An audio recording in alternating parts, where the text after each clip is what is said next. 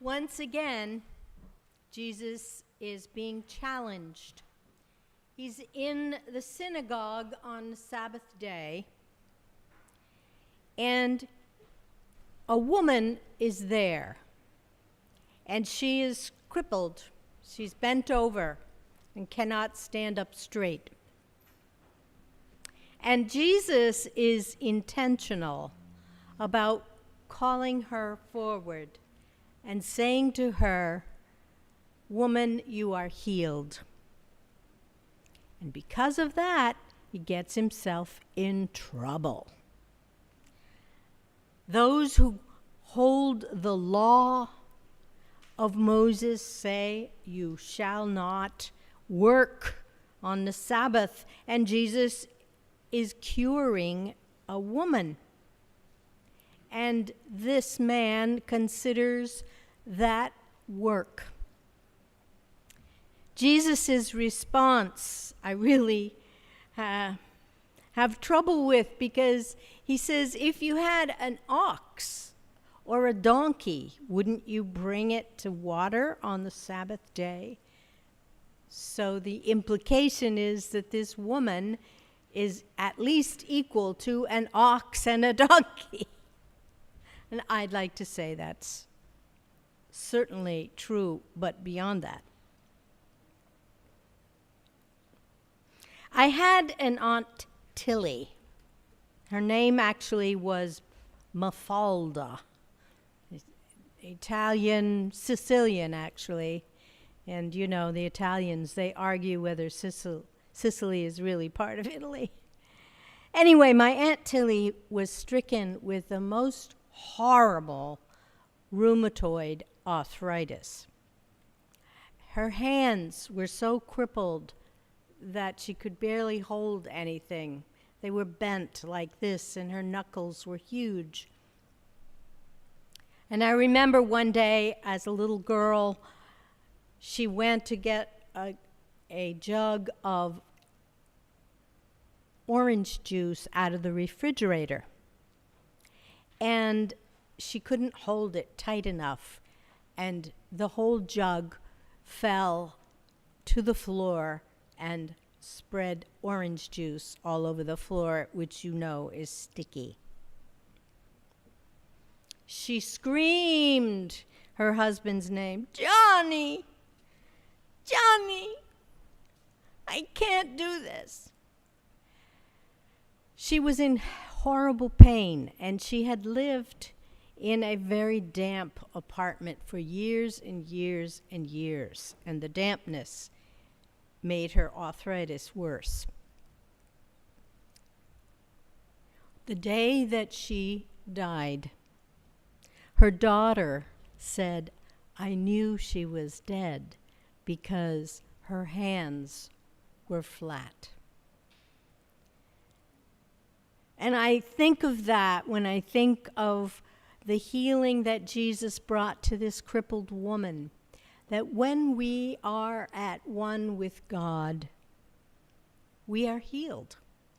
Whether it be our hands or our minds.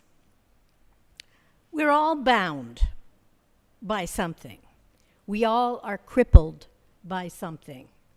And only you know what that is for yourself.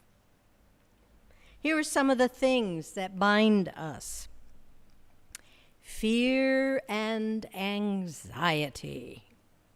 Am I going to be able to pay the rent? Am I going to be able to pay the mortgage? Get a new car? For me, one of my greatest fears is swimming in water that's over my head. I'm sure you've heard many, many stories about people who had almost drowned. I almost drowned. Well, I almost drowned too.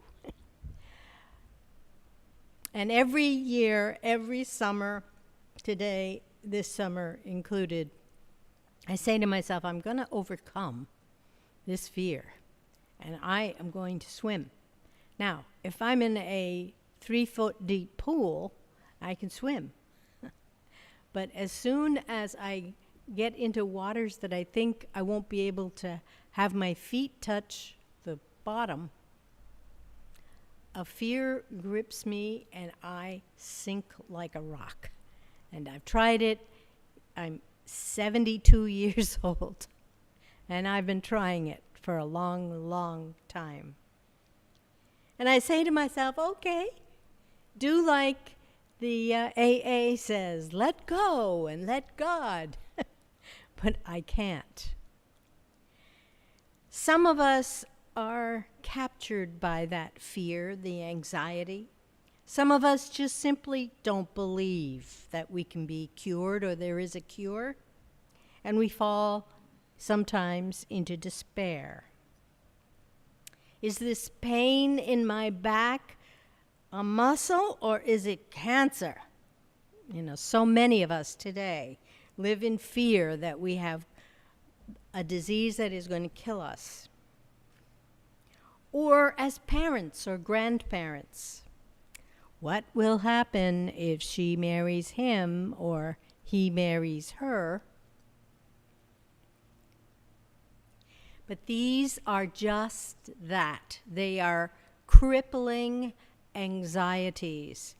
And when we lay ourselves before God, when we lay ourselves at Jesus' feet, our fear is gone and we can stand straight and be cured.